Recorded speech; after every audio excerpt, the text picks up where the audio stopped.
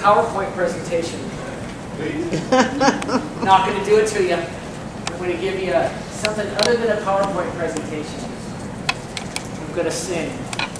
What do you think of that?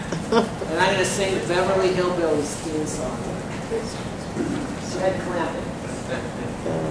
Yesterday we did a little tour of Bakersfield. This is what we saw right here. That's my first slide. Okay. We saw the part where the oil comes up through the ground like bubbling crude. So we have some real challenges.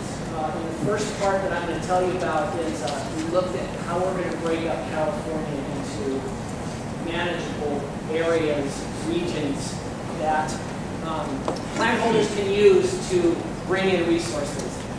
And if you heard this presentation this morning, hopefully I'll say the same thing. And if I don't, the people that were here will help me stay on track.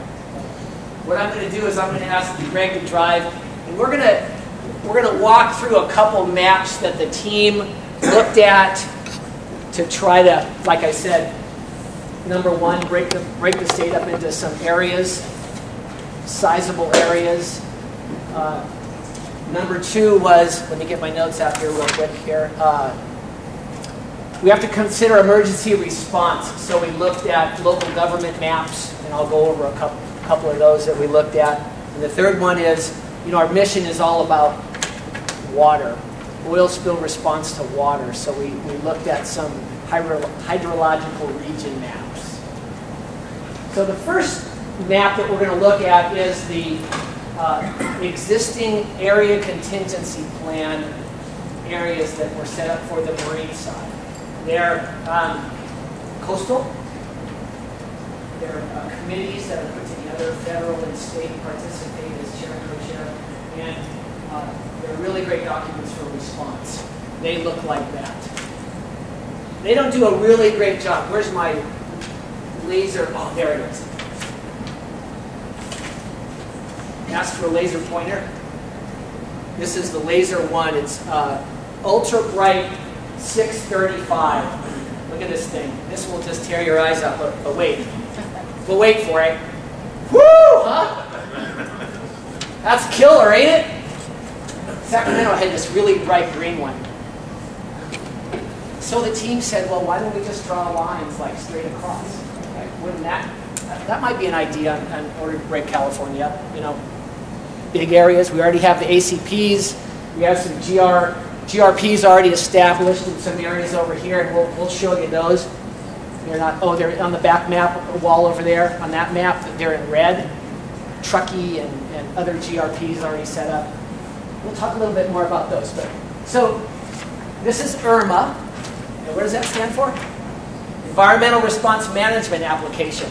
That's a NOAA product. It's online. Anybody can go and click on these and look at these maps.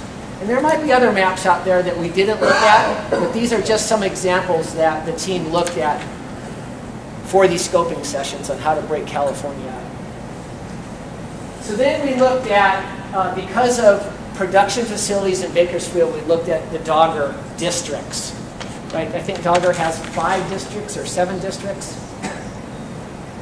They're on here, mostly focused in the southern part where the production facilities are located. Not a whole lot going on up here, and where pipelines and rail kind of run down through here. It's a good map. Then we looked at Department of Toxics map. That's a good map also. They deal a lot with toxic substances and stuff, and they actually even have like oil spill response organizations designated for those little areas. That's a good way to look at it. Pre-identified. And then the last one we looked at. No, that's a lot. Second to last one we looked at was the LEPC, Local Environmental. Thank you. Local Emergency Planning Commission. No? Help me. It's local emergency planning committee. Everybody hear that? Local emergency planning committee. Good map. Good map. Deals with response, deals with our local governments. Our local governments are already all aligned with these counties and these areas. Darn good start. Well, what's another map that looks at waters of the state? So we found this, these watershed maps, hydrological region maps, and we're going to put those up. Those seem to work pretty well. And that's what we've put up here. You know, shout out to our GIS folks who print these wonderful maps, Greg and our GIS staff. Another asset to call when you have an oil spill. They can crank out some good maps. So anyway, here's the watershed maps. Waters of the state, fish and wildlife. Where's oil going to go in water? And then throw the LEPC map out there. In line with, in some areas, Chris, you need to speak up a little bit. Sorry? It's after lunch. You need to speak up. Got it. Louder. You got it. Thank you. Or I'm going to that microphone. There you go. And that's going to kill me. Death by microphone. Then I'll read my presentation. And it's after lunch, so I know that's going to be tough. Okay, so this is what it looks like with the LEPC and the watershed maps. These are only examples, only what we looked at for our scoping sessions. So when we look at the examples that we printed here, we use the watershed maps. And these maps are mostly about production facilities. We have pipelines. We have a pipeline map. We have a production facility map. We're gonna show you those, and we're going to talk a little bit about those today. Thoughts on additional maps or maps in general before we move into contingency plans? Or we move into a break, which I don't think we probably need to move into a break. Why don't you just continue on, we'll sort of take a break after you read the WorstCase bill? That'd be great. Great. So any other thoughts or information with respects to maps or taking a look at how it is that we need to look at the states? That's the question that Chris is asking right now. Yes? I do have one question, and that is, do any of these maps show here exactly is what is considered a water of the state? So you can look at a blue line on a map, you can look at something that actually says, these are the waters of the state. Oh, absolutely. We have that. Irma has that. You want us to put up waters in the state? Just to know that you have it. Okay, we can do that. Absolutely. It might take a while to load. California Streams. I think it's the California Streams one.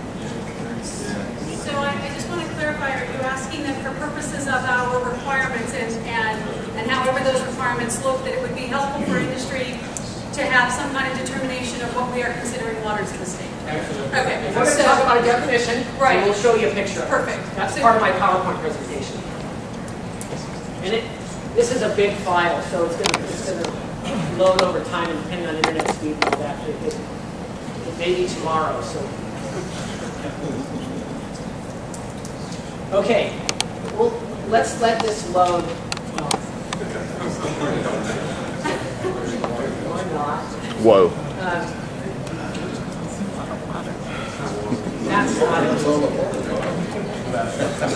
Let it. I was thinking you want something a little bit more definitive than that. Let it. That's probably not the right answer. That's not right. Give you something more definitive. We're going to get a map. You as a plan holder, though, will have to identify where your pipelines and your production facilities and how they are, in relationship to waters of the state. I'll go over that definition for you. We'll have some discussions on that. After lunch discussions, and that would be better. Okay, so PowerPoint presentation. Switch to Okay, here we go. Like I said before, this is about plan holders and contingency planning. Preparedness for an oil spill. Right? That's what we're going to talk about. We're going to talk about some concepts that we need your help on. And the first one is some definitions. Here's the new definition. It includes rail and includes A, which is the production facilities and pipeline. So this is the whole facility definition right here. Right. Oil wells, drilling operations. The second one is waters of the state. So do we have all the answers about what waters of the state are? We're pretty sure that streams and lakes and things that have water in them all the time are waters of the state. Dry creeks that never have water in them, they live out in Bakersfield out here. Parts of saw yesterday may or may not. We talked about blue lines, what's the map called? USGS, thank you. Those blue lines in the SPCC and the AB 1960 plans all address like blue lines. If I'm a quarter mile to the blue line, do I have to submit a plan, self-reporting? Those are all the things we're going to look at in our work groups. We don't have any answers for that right now, but we do have a definition for waters of the state. Lots of work, and it's not groundwater. So we have lots of work to do in a hurry to get up to speed on who's by water, what waters of the state are, and who has to submit a contingency plan. Because when you submit a contingency plan, it triggers a whole bunch of other things like drills and exercises and COFA requirements and all that. So we want to make sure we get it right the first time. That's why we need your help. The blanket plan concept works on the marine side. It addresses a vessel like a tank vessel that has a large reasonable worst case spill, and we'll talk about that. And all the other vessels that might have a less reasonable worst case spill volume that are allowed to be included in that one plan. So you only have to address at one time, contact, QI, and all that stuff. I think it'll work for production facilities. I think there's the Chevrons of the world who in a certain area or region might have a reasonable worst case spill customer in Kern County here, and then have a bunch of wells around this area here, that those wells would just be included into that one plan, right? As long as the response resources, the OSRO that Ryan talked about, can get to this one reasonable worst case spill customer. Follow the train of thought. Here's some of the requirements that in order to meet the blanket plan. I think it's a good idea. I think it's stuff that we should talk about. Like I said, we take tank vessels and we put the non-tanks in there, and I'll go over that a little bit. They're all covered by this one tank vessel. Time frames. Ryan and Yvonne already talked about some time frames. This is about once the regulations take effect, is you as a plan holder having to submit a plan to us. Now, we've been getting informational copies of the contingency plans, emergency response plans, SPCC plans, 1960 plans. We have copies of those, and we've been looking at them. So we have a really good idea of what's kind of in them. Lots of information is already in here. So what we're not going to ask you to resubmit this. We're going to ask you to look at the requirements that we come out and then put the California pieces in it and submit it to us. If the reasonable worst case is already figured in here, then that's cool. That's what we're going to use. We're going to use your reasonable worst case spill volume. Somebody already put this plan together. But there's other things that we need you to submit with this plan. The 60 to 90 days, Steve had a comment this morning which was pretty good. It's like, who decides on the 60 to 90 days? Well, we sort of do. You know, we have to look at how big of a lift it is, how much work you have to do to put a plan together, and you know, is 60 days enough, 90 days? With the world of electronic submittal right now, and our response to, you know, you in the approval or denial stage goes pretty quickly. We can just tell you what you need to submit, and you just submit it, and then we approve it. That's how it works on the marine side. It goes real fast. It's no longer do we take 180 days to review it, and then you have another 90 days, and then yeah, those days are over. You already have a plan on file. You've submitted it to us. It looks good. We're already going to know what you have on file.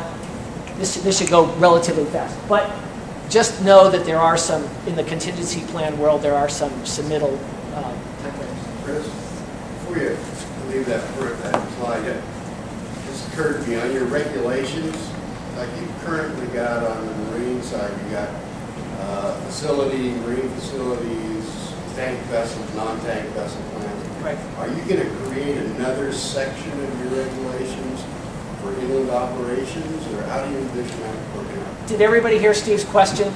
No. So they're going to submit another. Are you guys just causing trouble back there? No. He said no, not me this time. Just because you have guns doesn't mean that you could cause trouble. Sorry.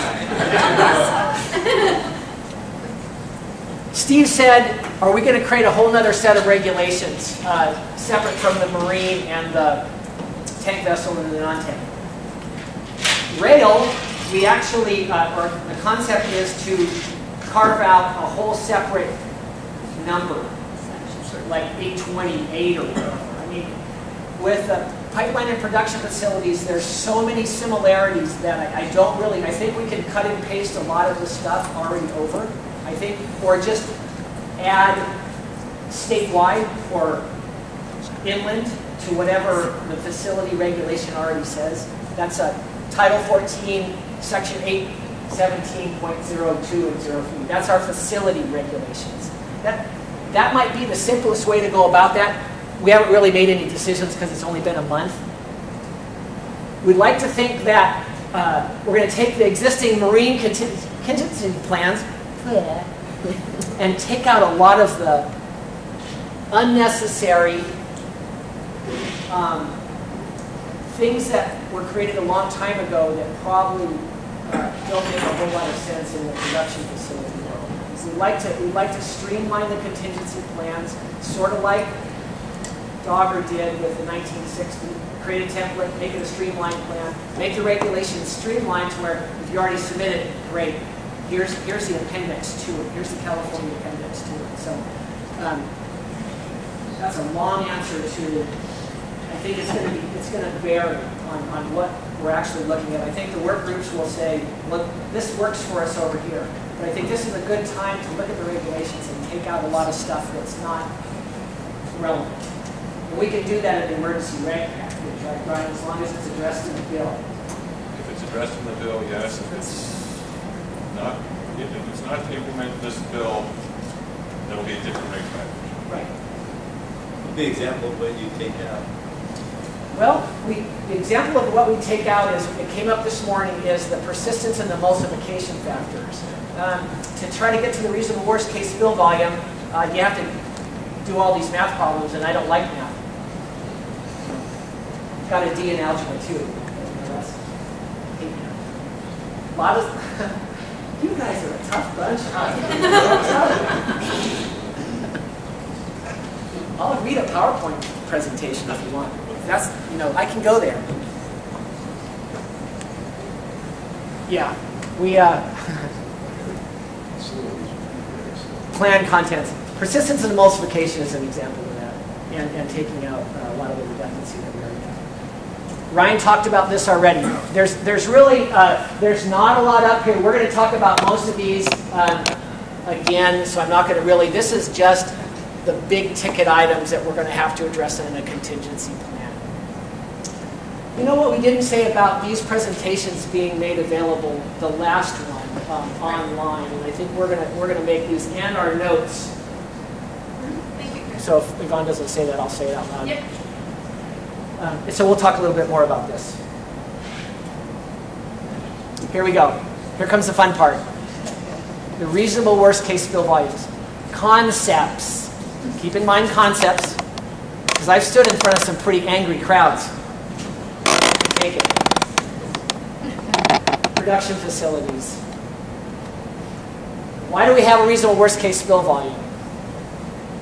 Well, it demonstrates to us that you have under contract an oil spill response organization, or you can do it yourself, a volume of oil that you're going to respond to. Right? You have a certain volume. We just want to make sure that you're able to mount the necessary response resources to contain it, clean it up, put it somewhere. I'm going to show you some examples, and I want to talk a little bit about the proposals that we're going to throw out to you this morning, just to open up the conversation. Eric. So for planning purposes, these new regs will only deal with reasonable worst case. There'll be no average most probable or worst case maximum most probable discharge. So the federal side of the house talks a lot about that. AMPD, MMPD, stuff like that on the Coast Guard side, and I'm not sure about the EPA side. It may. And you guys know more about that and how they determine what, you know, the 50 barrel or the 100 barrel or the maximum most probable discharges. Those are terms that we need to talk about. The tiered approach, the daily recovery rates, and we'll talk a little bit about that. But yeah, it's not. I think the language that we're going to try to... There'll be one planning line. Right. Right, which is tiered out through time. Right? That's no. That's a no. No, that is a yes. There is one planning volume. There's a reasonable worst case spill. Discharge. And we're going to talk about that. Yeah. Yep. So AMPD is 50 barrels, 1 hour response times, right? And I don't know if the federal EPA plans have that. Probably too far in the weeds for this discussion, but yeah, they do. The EPA, these plans do. Facility response. I don't know that. I don't have enough knowledge of these production facilities. Okay. Here. So why I talked about, so we have enough equipment to show up. The tiered approach, I'm going to give you some examples of what a tiered approach might look like. The rail, I threw out a matrix that had a 6-hour and a 12-hour and a 24-hour. I'm going to just give you a little different concept on the production facility side, just so we can talk about it and understand why we have those. And then dedicated and non-dedicated is a concept that we came up on the marine side because of contractors and subcontractors that really didn't have enough owned and controlled equipment for the initial hours of the response. So we created this requirement that said, in the first 6 hours, you have to own and control it. That deals with people and storage and things and people that are off doing other things and worrying about spill response. Because they have to make a living. Some are kind of set up like a firehouse, some are set up to make a living. So we want to make sure that those response resources can show up within the early hours. Right? Okay. Here's some examples of what we do on the marine side. These aren't the end-all, be-all. These are just what we have now. Tank vessel, 25% of the total cargo capacity.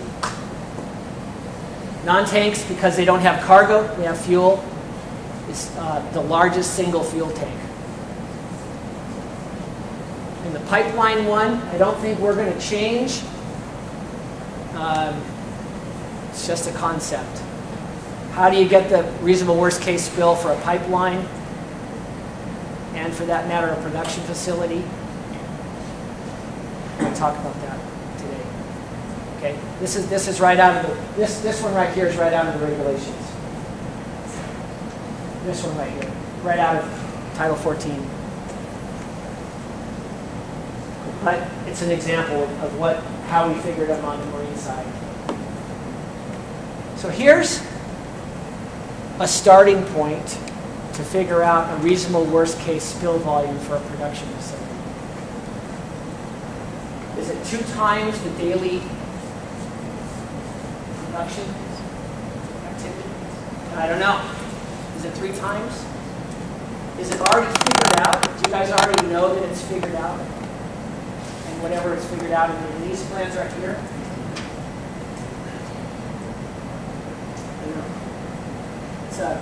It's a number. Because I can tell you that this plan right here, 577,000 barrels is their maximum. Is their reasonable worst case maximum. Federal term. A lot of oil. So this is important. This is important. Why? Go ahead. That's as much as we produce in the state. That must be oil and water. No, that's tankage. Oh, That's tankage. Yep. That's tankage, which is figured into their plan. Chris, I think you're assuming that the entire production facility is going to release. I think it's going to be a device, a single device within the larger whole that you need to focus in on. Joy? Yeah. So why did we come up with this as a reasonable worst case spill volume? And I didn't probably talk about, well, no, I didn't talk about it because it was about rail this morning. I'm going to talk about it right now. 438 plan holders in the Dogger database. We don't want contingency plans for 438 Dogger plan holders. We want ones that impact waters of the state, and we want ones that pose risk to the environment that is above a certain threshold. Right?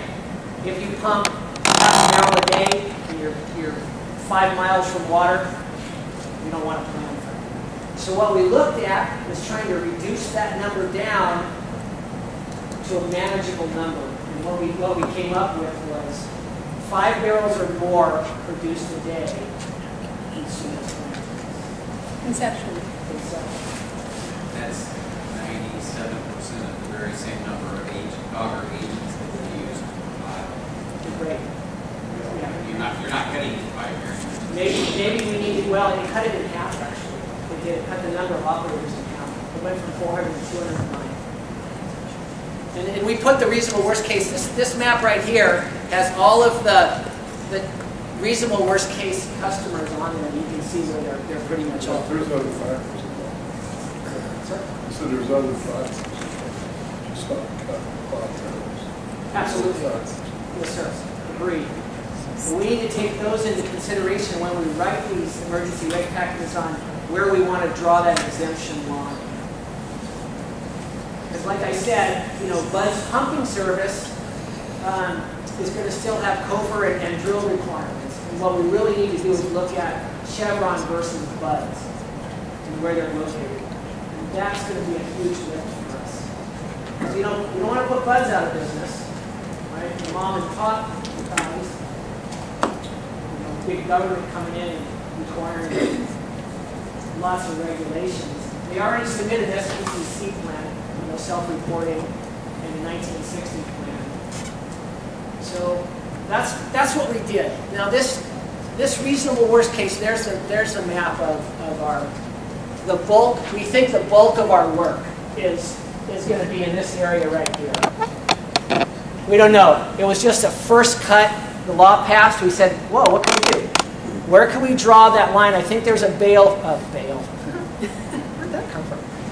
A barrel threshold now, right? More than a barrel, and some a quarter mile rule of thumb that goes on out there for submitting a production facility plan. We need to hear all of those ideas when we go to these work groups, so we can focus in on the people that we need to focus in on. I just have a question for you for facilitation. So there is a time in Chris's program when we are taking specific input on reasonable worst case spill volume for production facilities. My question for the group is, do you want to do that now and then we'll take a break? Or do you want to get through pipelines and then take a break? Let me see. Do you want to put input for reasonable worst case spill for production facilities now? Give us a time limit. Is it another 10 minutes for this, or is it 5 minutes for this? So I would say that for production facilities, you're close to done, except you have to do effective daily recovery rate, correct? So given your presentation, what is your recommendation, Chris? pressure.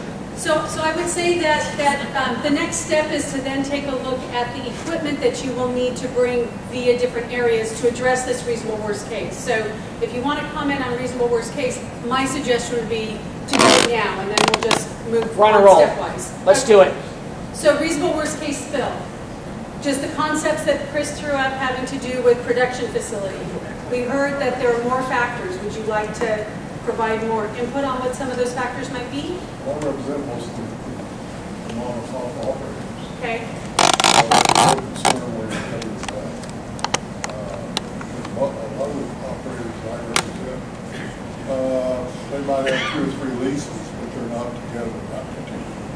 Okay. It might be a barrel and a half, 2 barrels a day, as he mentioned, a barrel, even a half a barrel. Okay, so I know that other folks aren't going to be able to hear you, so. They know who I am. I represent the independent oil producers. That's good. We're going to address Mom that. and pops. We're going to address that today. We're gonna So he talked about mom and pops that produce maybe half a barrel to a barrel a day. They may have more than one lease, maybe 2 or 3 leases, but they're not associated together, right? They're not aggregated They're not together. contingent. They're not contingent. Very good. That's the correct term. Okay. Okay. BLM says continuous, but BLM is usually not know much. So other things that we need to have Joy capture with respects to. Well, I mom think and pop? also there's history onshore that we've worked with in the past as far as, amount of barrels. Okay. Whether it's up to 10 barrels, in a confined, in a tank battery, Okay. or if it's below, and it's 1 to 5 in certain areas on the west side. We went through Lawrence Livermore, and we have a study that says that it's not impacting anything. Okay. So I think you can't ignore those type of studies that have gone on in the past. Excellent. So I think we'll probably be reaching out to you for those references. And I also, the last time we were involved in this, I call it the popsicle theory. And when you're a little kid, you draw little lines in the dirt, you put a little water there. If we're not careful, we get down into that type of mentality. And we talked about blue lines, okay? I can accept that, but some of the impro stream that we need to discuss those too. I'm sorry, what was the term? Temporal streams, Oh, streams. Very good. Yeah, Okay. that go nowhere. Okay. That type of deal. So, and on the west side, let's see, I don't know the drought year, but our total rainfall average is probably 5 to 6 inches. Okay. Period. So that's total for the year. So I think those factors need to be plugged in. When you come in from a marine setting into a dry, arid situation, it's completely different. And a lot of that dirt out there on the west side, they would love to have a little moisture.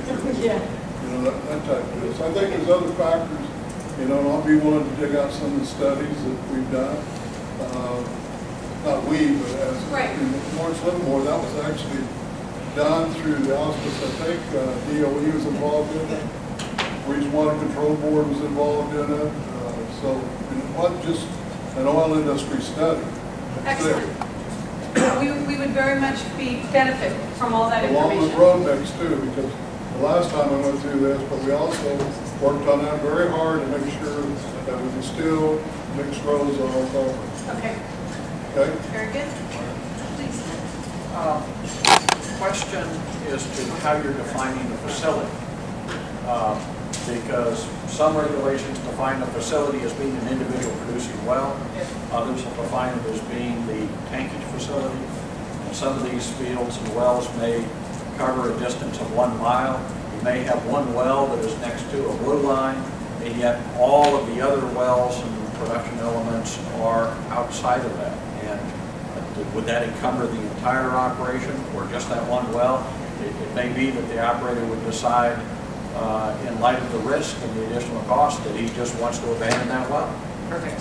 Perfect. Well, that's not a perfect answer, Yeah, but yeah. No, and we need that kind of thought when we go to these work groups, sir, and I appreciate that. I really do, because we're out of our element here, and we said that in the beginning. So we need, and the longer I get into this presentation, the focus about getting response resources to that area, region, zone, whatever we call it, will be more and more clear that whether you have 1 or you have 50 in this one area, as long as you're planning for the worst one, that's really the concept that we want to try to roll out for you today. take care of that one, the reasonable worst case from the worst, right? We'll get there, and I think that'll help. But yeah, because they're all over the map. We went out there and saw that. It's some are contained, some aren't contained. It's a big lift for us. So I will just make sure that Joy gets down that how we define facility, right? We'll change the game. Yep. And that we will take input from you all of what you think should be defined a facility and why that would be the case. Did you? Yes. Yes, Yvonne, I just wanted to segue off of Les's comment on the weather here in the valley. There's also other natural factors like the soil in the valley. It's all alluvium, unlike the coast, which there's a lot of rocky outcrops, and it's pretty much a short distance to a water of the state or the ocean. We have alluvium here in the valley, and it's 15.5 million years worth of sandy soil. So you got to factor that into the worst case scenario, because the oil, if it should get away, is not going to go very far. There's also topographic controls. We also have engineered controls in terms of earthen berms that we build or cinder block walls to contain any oil. Right. So all those need to be factors that go into the RWCS. Excellent. So That is did you get excellent, that? thanks. So take into account sort of the geologic that goes on here, as well as other things that you've done to address other plans, like berms, maybe containment areas, those types of things. Correct. Okay, please. One additional is we produce heavy oil here. It doesn't move. So you're not going to have big flows over the long distance. Okay. Right. So, Yep. so part of that is he brought up is that they have heavier oils here. So even if you do have a lead, it's not going to flow like it's water. Right. Was there another hand? Oh yes, please. For production facilities, it wouldn't be appropriate to take an annual average of that facility. It would be more appropriate to take the storage capacity, like SPCC does, Okay. with regard to how much you can discharge at any one time. So the comment was that for production facilities, it would not be appropriate to do some variant of the average capacity, that we should probably take a look at storage tank capacity. Or facility. Or facility capacity, I apologize. Because you can shut the wells, and oil's not coming. Right, very good. This 3 times the daily average came from somewhere. I didn't just make this up. Who said it? Oh, well, my guys like that 3 times. This came from somewhere. This 3 times or 2 times, 3 times. It's a requirement out there already. So Whenever we look at it, it's a number.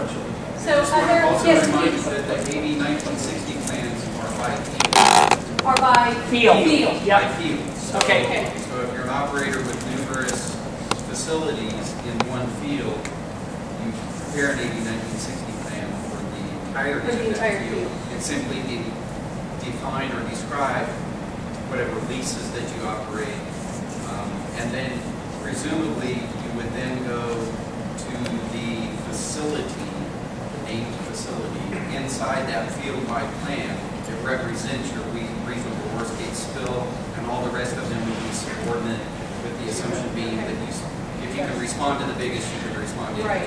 biggest. And thank you. And I think that's what they do for this plan. Other questions or comments, suggestions on what Chris has covered thus far for reasonable worst case? Please. One thing we didn't talk about this morning was the PHA process that's in the marine regulations. Are we holding all that in? Do you have a sense of that process hazard analysis for your worst case scenario? Bow ties? PHA, process hazard analysis on the marine side. So risk and hazard analysis? Yeah, your marine facilities Oh, and okay. your small facilities all have to do a risk hazard analysis. Okay. So, Did we talk about that? no, this morning Oh, because it was rail. You just haven't got, you just haven't got there yet. Okay. To the, yeah. So other questions, comments, input before Chris moves on to pipeline, right? Conceptually? Okay. Oh, please. Yeah. The bill, it had language in there that what was to be achieved was protection of wildlife and cleanup of spills. Right. That there was no consideration to be given to the cost or cost-benefit analysis. Could you go into that as to how that would apply to what you're talking about here? Cost-benefit analysis for a contingency plan holder? It has in the statute, so It's in the statute. it says that as we determine, as OSPR determines best achievable protection, we cannot use a strict cost-benefit analysis, right? And that's not just for you all here. That is OSPR's requirement for all the things we do, whether it's geographic response planning, whether it's working with the federal government, all of those things. So for you, we obviously, any regulation package has to identify what the cost is going to be to industry and whether or not that is a reasonable cost. Understand. And, Yeah. and the reason that it's of interest to this group is none of us ever saw this bill before. It was a part of the budget package. It was part of the budget. Okay, it was a trailer bill. So up to this point, none of us, including our trade associations that we spend a lot of money on, had any chance to provide input into the bill. Who represents you? We've got several in the room. What is also very interesting about this is the Lambert-Keene Seastrand bill, when it was originally passed in the last committee hearing, what was voted on was different than what the people in the audience had their hand that they picked up on the bill content. And for those of us who were there that 15 or 20 years ago, sitting out while it was being voted on the dais and walked out and didn't find out till 12 hours later that what was voted upon was different than what we thought was being voted upon. You can understand our anger that we find out about this after it's happened. And yes, we have representatives. We've got legislators that would have called them as concerned to provide input. And so this bill never had input from this community. And that's why we would ask questions like this. Yes, it's part of the bill. It's emergency regulation. This is the biggest travesty I've seen in a representative government in California. I apologize for that, right? I know it's not your fault. No, I appreciate that. And again, it was part of the governor's budget. He talked about it during his speech in January. So it was a part of the budget. And so if your folks weren't looking into the budget for it, I can understand how that would have been missed. But be that as it may, we are here now, right, trying to get this input. I apologize that for whatever reasons you weren't able to get that input up front. But this is what we're trying. And so with that in mind, I would say that no questions or concerns are beyond the scope of the scoping meeting, no pun intended there. Right? Since we're throwing a couple dirt clods here. Why is it considered emergency? I mean,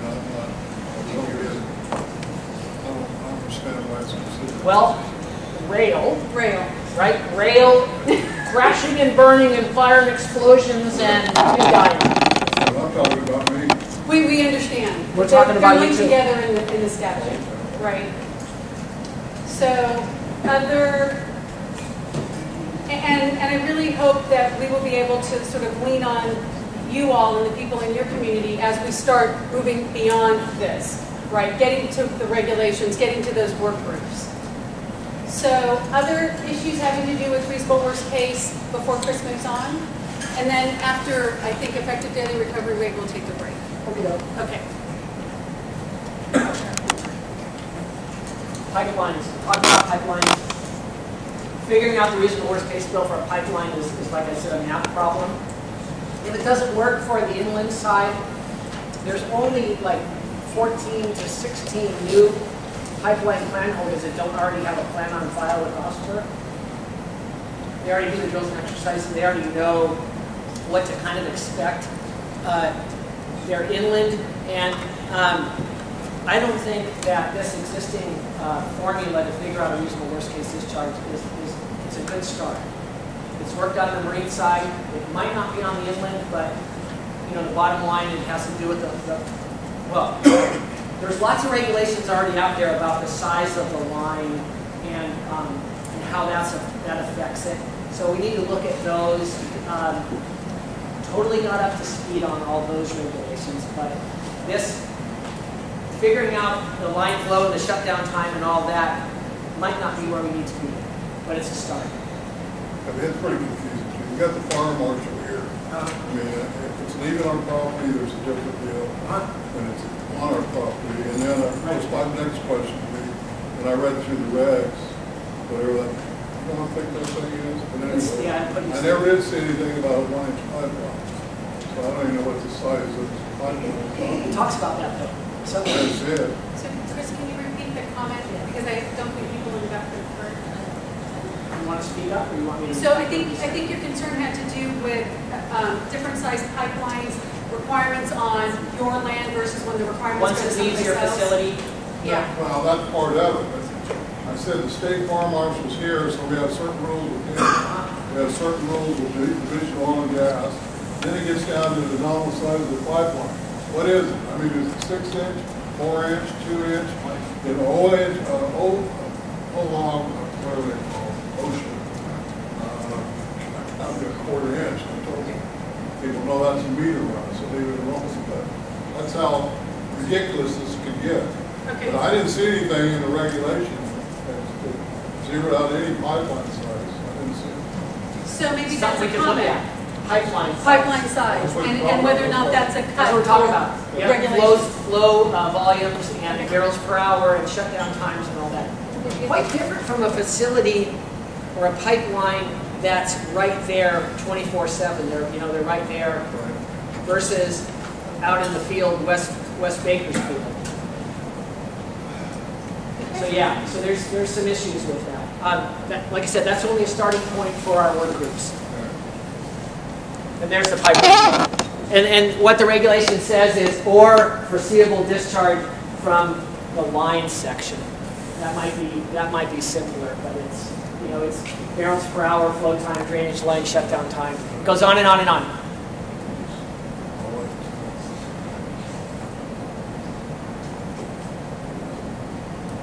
Comments on that? Yeah, comments on this concept having to do with pipeline. We got your input having to do with, do we need to take a look Line at size. line size, Yep. et cetera, okay?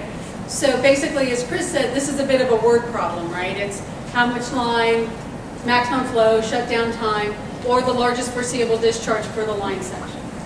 As a place to start, conceptually, is this okay, not okay? Is it ridiculous?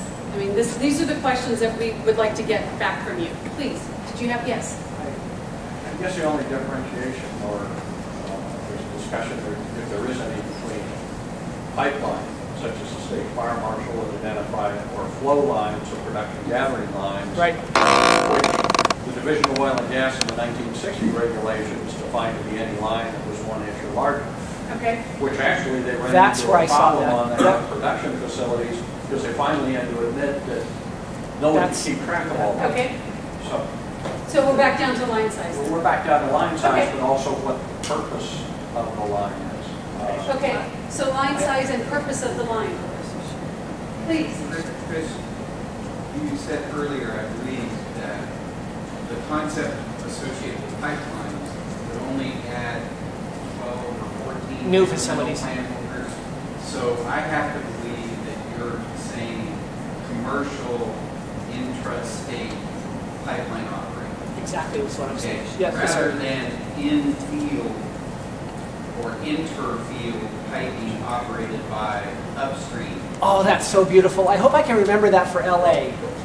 I do need to say that out loud Yeah. because that's a huge difference. Because even if the facility is calculating its reasonable Right, worst case not spill pipelines volume, going Right. from one you facility would look to at the another. largest pipeline that you operate in the Within a facility facility. versus your largest storage Right. tank. Right. Right. And almost invariably, the storage tank will win out with regard to spill volume.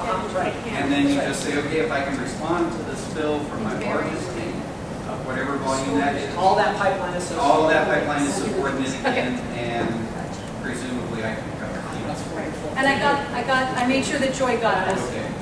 I think that'll help clarify and perhaps Okay. create a little bit of the sensitivity about the upstream E&P operators. Okay. We'll describe our piping like we do in our AB 1960 plans, Right. but I'm pretty sure that even for the very small plant holders, if they're not excluded by some volumetric, Yep. thing that you put in the regulations, they would be looking at a 500 barrel tank, let's say, on their property versus 3 barrels a day of production. Okay, So the reasonable worst case spill will always be the stored volume. very good. You can ride in our van to LA with us if you want. Any other questions or comments for Chris having to do with the reasonable worst case spill concept for pipelines? This reasonable worst case spill concept will cover all waterways that you're identifying. As of right now, my pipeline that I manage, we do a section of pipe that would potentially have the worst case discharge of the whole line. We have one worst case discharge section Right. for Crimson. Yep. So this is going to change my plans where I have to cover every waterway that it would cross under or through. Or No, you're gonna identify your reasonable worst case spill volume, and you're gonna look at, once we identify where those pipelines, their segments go through, we're gonna ask you to identify if they cross water or where they might have a significant impact, and you have enough response resources to respond to that. Your reasonable worst case spill volume is not gonna change. okay. Good. Right? Because if it's yeah. This isn't recreating the wheel. This is just identifying the most worst case where you can get an OSRO to respond with the most equipment. So, other questions for Chris? So, I'm going to make a suggestion that we take a. Oh, sorry, please. So I think another factor would be how much water is there along with that oil. And I don't know exactly how you would take that into account. You mean emulsification of the oil? No, water it's in the more a oil. matter if you just have 3 Or barrels produced of water water, sorry. and 100 barrels of produced water. Okay. That goes a whole lot further Okay. than 3 barrels of oil does. Okay. So, But produced water. what it ends up having is 1/8 of an inch of what just finally settled down as Yeah, water evaporates. we looked at that. We looked at that, and we're just looking at straight oil, but that's something that the work group could talk about, because there's lots of that produced water with it, and I don't know if we want to go there, but that's a good point. Thank you. And I made sure that Joy got that in the comments, so thank you. Sorry. Yes, I think please. another factor is the viscosity of the oil. Light oil is a lot different animal than heavy oil. Sure. So I think that has to get somehow incorporated into that formula. Perfect. Other questions, comments, concerns? So I'm going to make a facilitator suggestion, and that is that we take our break now, and then when we come back, Chris will bring us up to the next part, which has to do with equipment and where it needs to be.